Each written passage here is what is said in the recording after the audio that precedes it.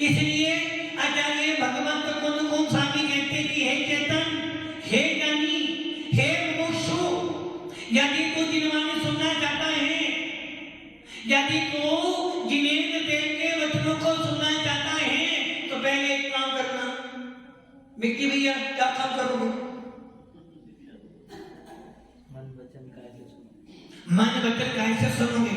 मन वचन काय से तो आप सुन नहीं सकते। आचार्य भगवान कहते हैं उपयोग को लक्षण अपने उपयोग को एकार्थ कर, किसमें? जिन वाणी के मर्म को सुनने में अपने उपयोग को लगा। यदि तूने अपना उपयोग लगाया है तो वो मर्म की बात कहां लगेगी? मर्म स्थान पर लगेगी। और जब मर्म स्थान पर बात लगेगी तो तेरा उपयोग कहां पर था? उसी मर्म स्थान पे तेरा उपयोग था, उसी जिनवाणी के मर्म में सुनने में तेरा उपयोग था। उपयोग पूर्वक बात सुनी तो क्या हुआ? सीधी चोट कहां लगी? कहां लगी? हृदय पे नहीं लगी, तेरे मर्म स्थान पे चोट लगी।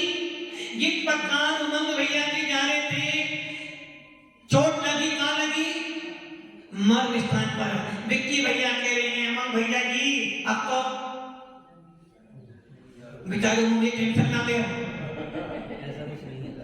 ऐसा कुछ नहीं होगा। वो कह रहे ऐसा कुछ नहीं होगा, बस जैसी गलती तुम कर रहे हो विक्की भैया, वैसी गलती ये कह रहे कि महाराज जी कितने ही मन सुना देना, आपके मर्म बाके हमारे मर्म स्थान पर लगने वाले नहीं हैं। बस गलती यही होती है। हमारे विक्की भैया कह रहे हैं महाराज जी ऐसा नहीं होगा। कैसा नहीं होगा? कि उमंग भैया गाड़ी से जाए, क्योंकि उमंग भैया को पैदल ही जाना है, गाड़ी में जाना नहीं। और लाड़ी मिलने वाली, गाड़ी में जाना नहीं और लाड़ी मिलने वाली, लाड़ी उसे मिलने गाड़ी पर जाता है। मोहन जी सो रहे हैं, वो सोच रहे हैं जब मैं लेने गया था लाड़ी तो गाड़ी पे गया था, पैदल नहीं गए, या तो घोड़े पे गए या गाड़ी पे गए या रथ में गए। किंतु मुनिराज एक त्यागी व्यक्ति पैदल जाता है, और जब वो पैदल जाता है तो कहता लाड़ी तो लाऊंगा, लाड़ी तो लाऊंगा।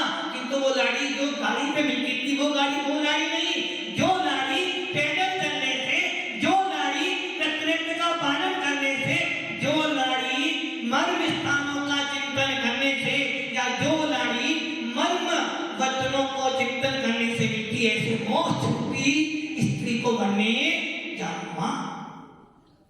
तो विक्की भैया ऐसा नहीं होगा ना? ऐसा तो होगा। किसके साथ में होगा? आपके साथ। बस ये ध्यान रख लेना, जिस दिन आपको जिनेंद्र देव के मर्म, जिनवाणी का प्रत्येक शब्द, प्रत्येक वाक्य कैसा है? अमूल्य है, अमूल्य मर्म वाक्य है सारी। जिनवाणी में जो जो लिखा है सबका सब सो आने सकते हैं, वस्तु स्वरूप का प्रतिपादन किया गया है। यदि वो मर्म बातें एक बार आपके मर्म स्थान पे लग जाएं, तो फिर आपको क्या लगेगा? जीवन का सार भी कोई है तो बस यही है, खुद को,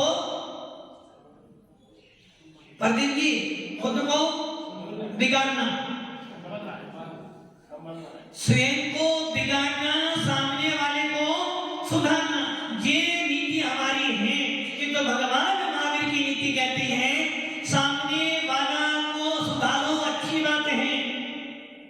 हमारे यहाँ भी तीर्थंकर जो होते हैं सामने वाले को सुधारते हैं, और ये निश्चित है जिनेंद्र देव की वाणी से जीवों का कल्याण।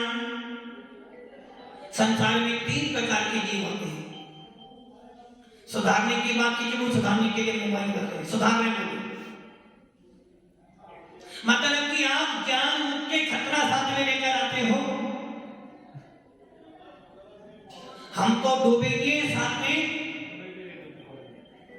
देखो, एक मोबाइल की घंटी ने आपके आत्मा के प्रदेशों में उथल पुथल, मतलब कि अब आप सोच लो, यदि आप जिनेंद्र देव की वाणी सुन रहे थे, अपनी आत्मा के कल्याण के लिए सुन रहे थे, एक मोबाइल ने आपके उपयोग को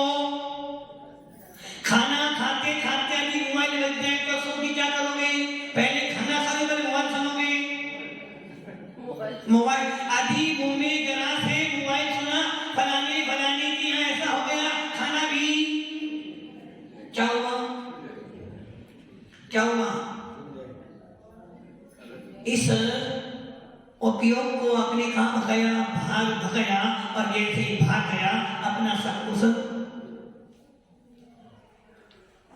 जिनेंद्र देव की वाणी सुनने के बाद कौन कहता, हमें स्वयं को आप कहते हो मैं भले बिगड़ जाऊं, सामने वाला सुधरे, किंतु भगवान कहते हैं 3 प्रकार के जीव होते हैं। सबसे पहले जीव वो होते हैं जो मात्र अपना कल्याण करते हैं। किसका कल्याण करते हैं? अपना। अपा सो परमात्मा, आग हिदम, आत्मा का हित करना। मुझे नहीं सुधारना तुमको, मुझे स्वयं सुधारना। दूसरे जीव वो होते हैं, चलो भाई मैं सुधार रहा हूं, सामने वाले को भी, जैसे मोहन भी सुधार रहे सबको, स्वयं मोहन जी मैंने क्या बोला, दूसरा व्यक्ति कैसा होता है? जो स्वयं भी सुधरता हो, सामने वाले को भी। आप क्या कर रहे हो? झूठ नहीं बोलो, क्या कर रहे हो आप? स्वयं भी सुधर रहे हो, दूसरे को भी सुधार रहे हो। अब तीसरी वाली बात भी आ रही है, वो भी देख लेना। तीसरा व्यक्ति कहता है मैं सुधरू ना सुधरू, मेरा बिगड़ जाए, सामने वाला सुधर जाए। बसंती राम जी बताओ तीनों में श्रेष्ठ कौन है? एक व्यक्ति है जो स्वयं सुधरता है, दूसरा व्यक्ति ऐसा जो स्वयं भी सुधर रहा है, सामने वाले को भी। और हमारा जैन शासन कहता भैया तेरा बुरा हो जाए तो कोई बात नहीं, सामने वाले का बना कर बना कर बना। तो तीसरा वाला व्यक्ति कह रहा है मुझे नहीं सुधरना, सामने वाला सुधर जाएगा। तो अब बताओ तीनों श्रेष्ठ कौन सा है? पसंद किया हमारे मुंह कहने महाराज जी तीसरे वाला सबसे श्रेष्ठ नहीं है। उमंग भाई तीसरे वाला बढ़िया नहीं है, पहले वाला दूसरे। उमंग भाई कहें दूसरे वाला। आप क्या कर रहे हो? आप यही काम कर रहे हो, मेरे घर में कुछ भी होता हो किसी को बोलने का अधिकार। पोपटन जी मेरे घर में क्या होता है तेरा अधिकार बोलने का, किंतु समाज में क्या होता है मुझे बोलने का अधिकार। क्या क्या आपने स्वयं स्वयं तो डूब रहे हो कि तुझे जो डूबेंगे। सबसे खराब व्यक्ति कौन सा हुआ? जो ये भावना भरा है मेरा कुछ भी हो तू सुधर जा। किंतु जिन शासन कहता भैया ऐसा धर्म तेरा धर्म कहता है सबसे उत्तम पुरुष कौन है? जो अपना हित करता है। किंतु उसे आप स्वार्थी बोल सकते हो, किंतु ऐसे जीव को सबसे उत्तम कहा। दूसरे नंबर पे वो जीव और श्रेष्ठ हो जाएगा जो जीव अपना भी हित करना है और आपका भी, जैसे हमारे कौन जी। और तीसरे जीव कौन से? मेरा कुछ भी हो तो सुधर जाए, जैसे हम लोग। सही है ना? हम लोग क्या करें? तो मैं सुधार को रही हूं कि तुम सुधर जाओ सुधर जाओ सुधर जाओ। सवेरे शाम ये तो बोलो कि तुम सुधर जाओ तुम सुधर जाओ, और अपने आप को असो यही बात है, ये बात हो रही है। सबसे उत्तम व्यक्ति है अभी तुम्हारे लिए सामर्थ्य है, स्वयं भी सुधरो और सामने वाले को भी। और यदि आपको लगता है मेरे में पावर नहीं, कम से कम अपने आप को बिगड़ने दो। यदि आप एक बार बिगड़ गए तो समझना तुम्हारा पूरा जीवन खतरे में आ जाएगा। और एक बार खतरे में आ गए तो डॉक्टर क्या कहेगा? बालेश्वर जी डॉक्टर क्या कहेगा? क्या कहेगा? वो आपकी कहेगा बालेश्वर जी मेरे हाथ में, अब किसके हाथ में है? ऊपर वाला कह रहा है जब मुझे जरूरत थी तब तेरे पे से नहीं था, अब तेरे को जरूरत तो मेरे पास नहीं। अब आपने अपने काम के लिए भगवान को याद किया, भगवान ने तुम्हारा काम कर दिया, किंतु जब भगवान को जरूरत पड़ी तो आपने क्या कर लिया? मेरा को विक्की भैया आपको जरूरत पड़ी मेरी, मैंने तुम्हारा साथ दिया। मुझे जरूरत पड़ी आपने अपना पल्ला झाड़ लिया, बोलो क्या हुआ? क्या गलत? मैं गलत हो गया, मैं गलत हो। बैठे ही आप क्या कर रहे हो?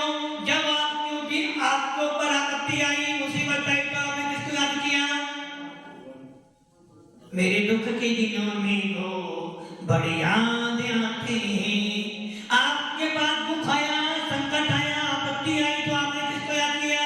भगवान को याद किया। भगवान ने तुम्हारा साथ दिया। और जब भगवान को जरूरत पड़ी तो मोल आती ने बोलती मेरे बेटों को क्या सोच रहे हो? क्या सोच रहे हो? ये सोच रहे हो जब जब तुम्हारे पे संकट आया तुम दौड़े चले गए। कहां पे चले गए?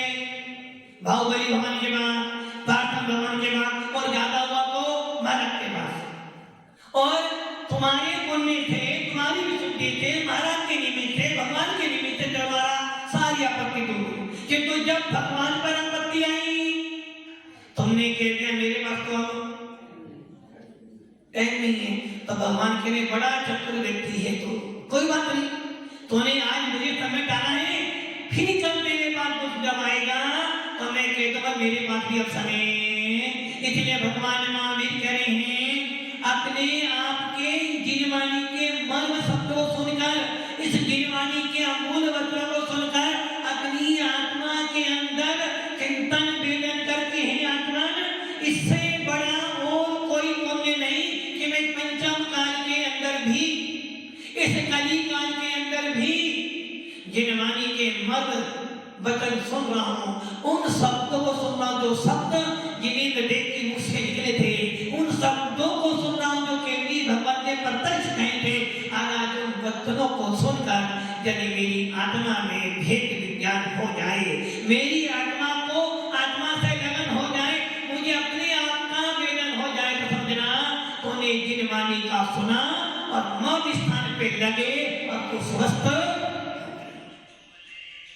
इसलिए जिनवाणी के अमूल वचनों को सुनने के बाद अपनी आत्मा का चिंतन करके हे चेतन, हे आत्मा, कितना पुण्य है तेरा कि तुझे इस पर्याय में तुझे वीतराग वचन सुनने को मिल रहे हैं। यदि मैं जैन ना होता, यदि मैं जैन ना होता तो मुझे सच्चा धर्म सुनने को क्या करते हैं जो दुनिया कर रही है। कोई कितना सौभाग्यशाली है। निगोदिया जीव बने थे, जिनवाणी नहीं सुन पाए, सुनने की सामर्थ नहीं थी। आज सुनने की सामर्थ मिली है, समझने की सामर्थ मिली है, चिंतन करने के लिए सामर्थ मिली है, चलने की सामर्थ है। उसके बाद भी मैं अपने आप को बिगाड़ रहा हूं, सुधार नहीं रहा हूं। तो भगवान महावीर भी कह रहे बेटा मत सुधार, मेरा काम क्या था समझाना, मैंने तुझे समझा दिया, अब तेरी जो इच्छाओं को कर ये समझ लेना। गुरु का वचन, जिनवाणी का वचन सारभूत होता है। यदि सुनकर चलेगा तो सुधर जाएगा, नहीं तो संसार में बिगड़ने के रास्ते तो बहुत। इसलिए हम सब सुधारने वाला काम सुधारने का काम करें। अब क्या सुधारोगे? बालकने में ज्ञान न लयो, तरुण समय तरुणी रखयो, आज तक मृतक के समय घोड़ा पहनो। आप सुधरोगे? अब तो भगवान कहने भैया अब तो एक काम बचा है, राम नाम।